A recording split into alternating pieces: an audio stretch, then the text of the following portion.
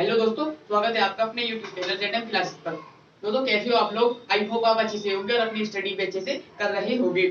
दोस्तों जैसा कि आपको पता है, हमारा रसायन विज्ञान का अध्याय तो चल रहा है, जिसमें हमने आपको पिछली वीडियो में पार्ट 2 कराया है, जिसमें हमने आपको मूललता, मोलरता, नॉर्मलता और मोल प्रभाज के बारे में बताया है। और आज हम इसके वीडियो में पार्ट 3 करेंगे। रसायन विज्ञान के अध्याय 2 का पार्ट 3 करेंगे, जिसमें हम आपको बताएंगे विलेयता और हेनरी लॉस के बारे में। तो सबसे पहले हम समझते हैं विलेयता यानी कि सोल्युबिलिटी के बारे में। यह क्या होता है कि किसी पदार्थ की वह अधिकतम मात्रा जो निश्चित ताप पर 100 ग्राम विलायक में घुल जाता है, विलेयता कहलाती है। बस इतना सा सिंपल है।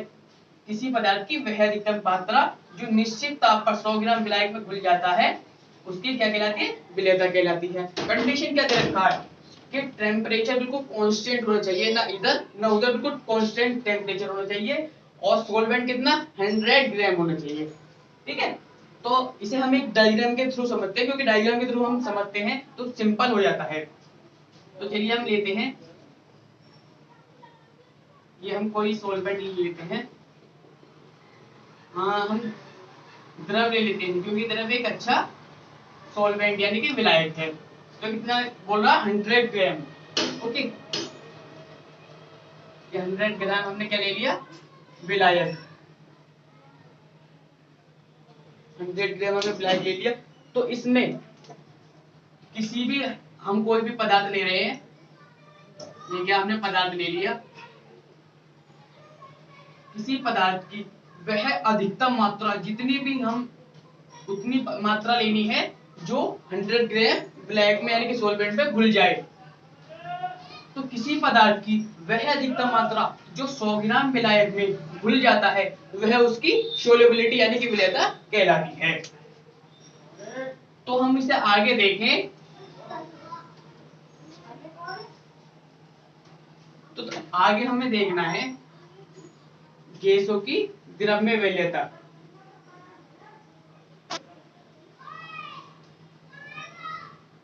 गैसों की द्रव्य सोल्युबिलिटी यानी कि विलेयता।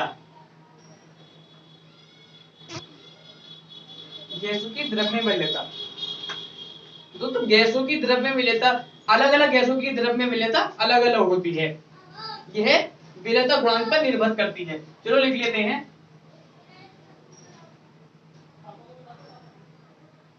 भिन्न भिन्न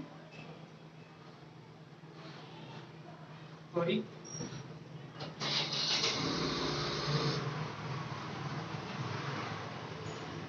भिन्न भिन्न गैसों की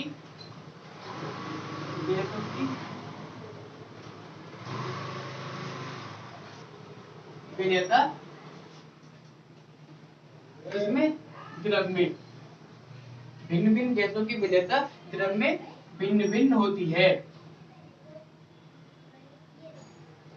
भिन्न भिन्न होती है। लेकिन कंडीशन क्या है? यह विलेयता गुणांक पर निर्भर करती है।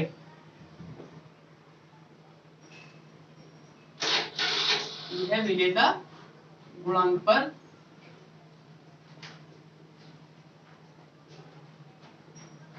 निर्भर करती है। यह विलेयता गुणांक पर निर्भर करती है। फॉर एग्जाम्पल, कार्बन डाइऑक्साइड को अगर हम द्रव में घोलते हैं तो वो उसकी विलेयता होती है वो कम होती है। लेकिन उसके अपोजिट हम अगर पहले एग्जाम्पल लें, हम कार्बन डाइऑक्साइड को अगर हम H2O यानी कि द्रव में घोलेंगे तो इसकी जो विलेयता है वो नॉर्मल होती है, कम होती है वो। लेकिन इसी के अकॉर्डिंग हम लें हाइड्रो HCl की ले लें, HCl की जो जल में विलेयता है वो इसके अपेक्षाकृत अधिक होती है। क्यों?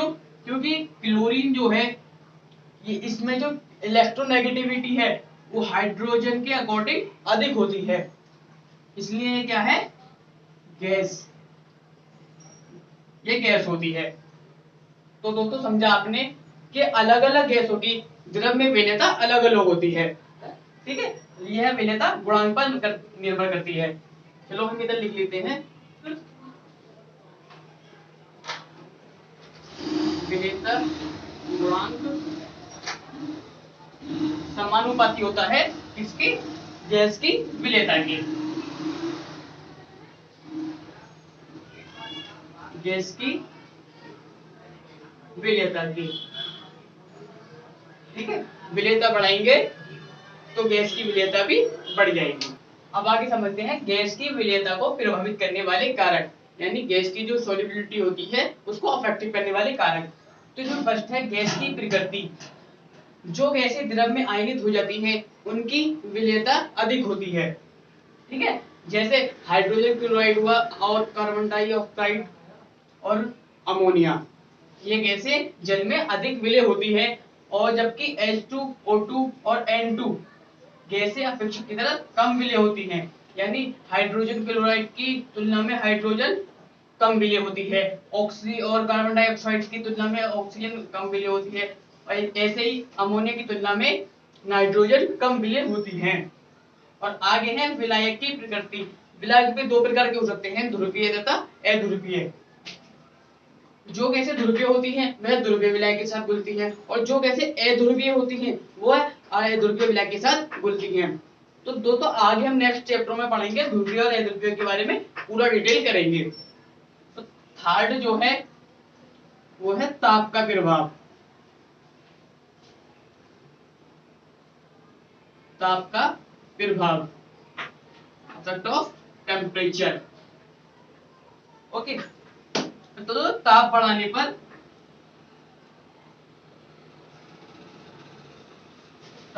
पर गैस द्रव में गैस की विलेयता सामान्यतः घटती है, ज्यादातर घटती है, थोड़ी बहुत बढ़ गई लेकिन ज्यादातर जो सामान्यतः घटती है।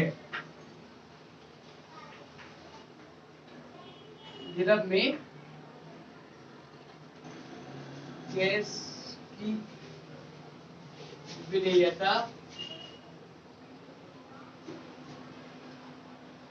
सामान्यतः क्या होता है, घटती है। ठीक है, और फोर्थ है दाब का प्रभाव।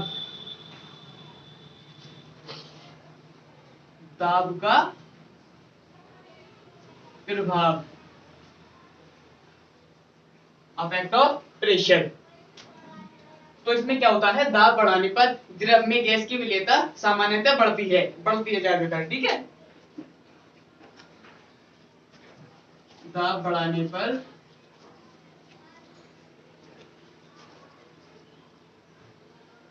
द्रव में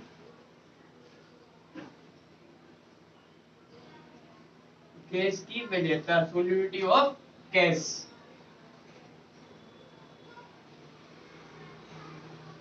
विलेयता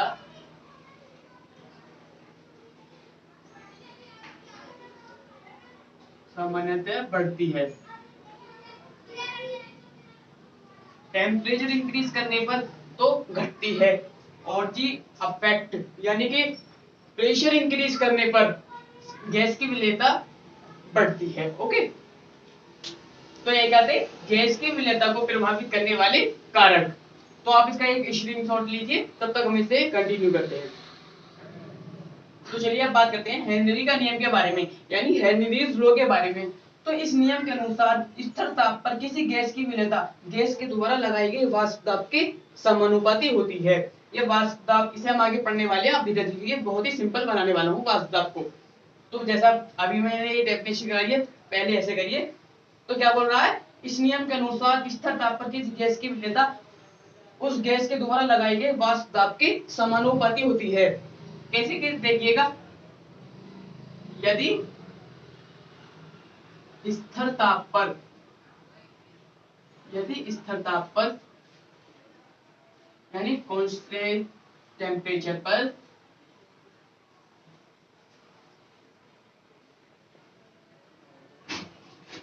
दिए हुए विलयन के आयतन में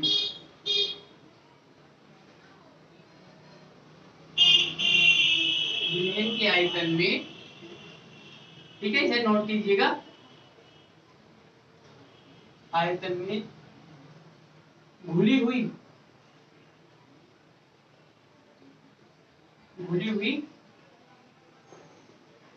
गैस की मात्रा m, ठीक है, तथा साम्यावस्था में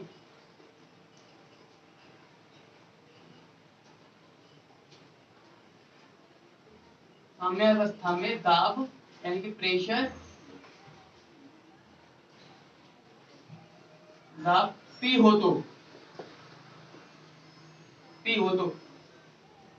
क्या होता है, समानुपाती होता है, m समानुपाती है किसके, P के, ठीक है। ये देख आप यहाँ देखिए, यही बोल रहा है कि इस नियम के अनुसार स्थिर ताप पर किसी गैस की विलेयता, यानी यह गैस की मात्रा हुई m, उसके पास ताप की समानुपाती होती है, यानी कि प्रेशर के समानुपाती होती है। तो हम आगे जब समानुपाती का साइन हटाएंगे तो हम सबको पता है, पिछली क्लासों में भी हमने करा है कि एक समानुपाती नियतांक आ जाता है के पी, ठीक है। अब हम पी को इधर लाएंगे तो क्या हो जाएगा, के equal to M by P, या इसे इधर लिख लो या फिर इसे इधर लिख लो, कोई बात नहीं। तो देखिए ये इसका नियम आ गया। मैं रसायन विज्ञान को आपके लिए इतना सिंपल बना दूंगा कि आपने सोचा भी नहीं होगा। तो ठीक है, यह नियम हो गया। अगर हम गैस की विलेयता को उसके मोल प्रभाज के रूप में लिखें तो किस प्रकार से लिख सकते हैं, उसे भी बताने वाला हूं मैं आज, ठीक है। यदि हम गैस की विलेयता को उसके मोल प्रभाज के रूप में लिखें तो वह इस प्रकार से लिख सकते हैं कि किसी गैस का वाष्प अवस्था में आंशिक दाब विलयन में उपस्थित उसके मोल प्रभाज के समानुपाती होता है। लिखते हैं,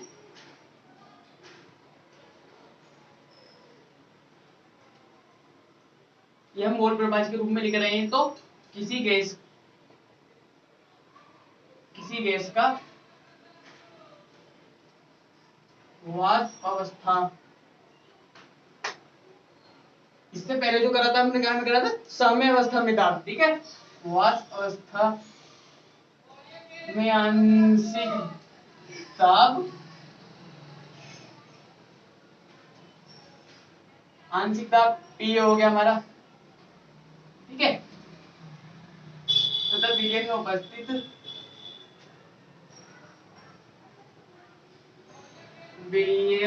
में उपस्थित उसके मूल प्रभाज के, उसके मूल प्रभाज यानी हम x से कर रहे हैं तो x a के क्या होता है, समानुपाती होता है, ठीक है। समानुपाती होता है, समानुपाती होता है किसके, x से समानुपाती किसके है, TA के, ठीक है। जब हम समानुपाती का साइन हटाएंगे, समानुपाती का साइन हटाएंगे तो क्या जाएगा, K डैश PA, ठीक है। जब हम इसे इधर लेके आएंगे, PA को इधर ले आएंगे तो XA by K dash, XA by K dash, ठीक है। जहां पर अगर हम इसे K डैश को लेके आए, किसके बराबर, 1/K डैश, XA को हम साइड करते और 1/K डैश किसके बराबर हुआ, KH, जहां KH क्या है, हेनरी नियतांक यानी हेनरी कांस्टेंट, हेनरी क्या है, KH, KH क्या है, हेनरी नियतांक है, हेनरी नियतांक है, ठीक है। इसे नोट कीजिए, आप इसे पॉज करके नोट कर लीजिए या फिर बाद में नोट करना हो तो इसका एक स्क्रीनशॉट ले लीजिए, बाद में नोट कर लीजिए, लेकिन नोट जरूर कर लीजिए क्योंकि नोट करना बहुत जरूरी है, ठीक है। अब हम आगे करते हैं हेनरी के अनुप्रयोग, क्योंकि एग्जाम में कई बार आ जाती है कि हेनरी के अनुप्रयोग बताइए।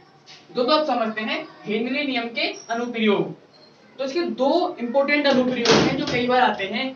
पहला प्रयोग ये है इसका कि शीतल पेय कोल्ड ड्रिंक या सोडा वाटर में CO2 की विलेयता दाब बढ़ाने पर बढ़ती है, यानी प्रेशर बढ़ाएंगे तो CO2 की जो मात्रा है वो बढ़ेगी। और हाँ, इसके बढ़ती है, इसके आगे और आप लिख लीजिएगा कि बंद बोतल में दाब बढ़ाने पर CO2 की मात्रा यानी कार्बन डाइऑक्साइड की मात्रा अधिक घुलती है, ठीक है। और सेकंड है हमारा गोताखोर गहरे समुद्र में सांस लेते हुए अधिक दाब महसूस करते हैं, क्योंकि अधिक बाह्य दाब के कारण वायुमंडलीय गैसों की रक्त में विलेयता बढ़ जाती है। जब गोताखोरों का सतह पर दाब धीरे धीरे कम होता है तो रक्त में घुली गैसें धीरे धीरे बाहर निकलती हैं, जो जिससे रक्त में नाइट्रोजन के बुलबुले बन जाते हैं, जो कोशिकाओं में अवरोध उत्पन्न करते हैं, जिससे शरीर टेढ़ा हो जाता है, जिन्हें हम बेंड्स कहते हैं। इससे क्या होता है कि शरीर टेढ़ा हो जाता है। तो इस प्रभाव से बचने के लिए गोताखोर उपयोग में आने वाली, आप देखते होंगे जब गोताखोर जब समंदर में जाते हैं तो आप अपने ऊपर वो एक पीछे टैंक का उपयोग करते हैं। वो उसमें क्या होता है, वो हीलियम मिश्र धातु होती है, जिसमें 56.2% तो नाइट्रोजन सबसे ज्यादा होती है, उसमें 56.2% नाइट्रोजन होती है और 32 यानी 32.1% ऑक्सीजन होती है और जी 11.7 यानी 11.17% हीलियम होती है। वो इस चीज का उपयोग करते हैं अपने, जो आपने देखा होगा जब समंदर में गोताखोर जो जाते हैं उनके पीछे एक टैंक सी लगी होती है पीछे वो, तो उसमें क्या होता है, उसमें आपका नाइट्रोजन, ऑक्सीजन और हीलियम तीनों चीज होती हैं, जिसमें 56.2% क्या होता है नाइट्रोजन, 32.1% होता है ऑक्सीजन और 11.17% होता है हीलियम। तो ये इसके दो उपयोग हैं, ये इंपोर्टेंट है, अनुप्रयोग हैं इसके। तो दोस्तों आप इसे एक बार पॉज करके नोट कीजिए या फिर इसका एक स्क्रीनशॉट लीजिए, ठीक है। तो दोस्तों वीडियो पसंद आई तो वीडियो पे लाइक कीजिए, शेयर कीजिए और चैनल पर नए हो तो सब्सक्राइब करके घंटी बजाना मत भूलिए। तो मिलते हैं अगली वीडियो में, तब तक के लिए गुड बाय।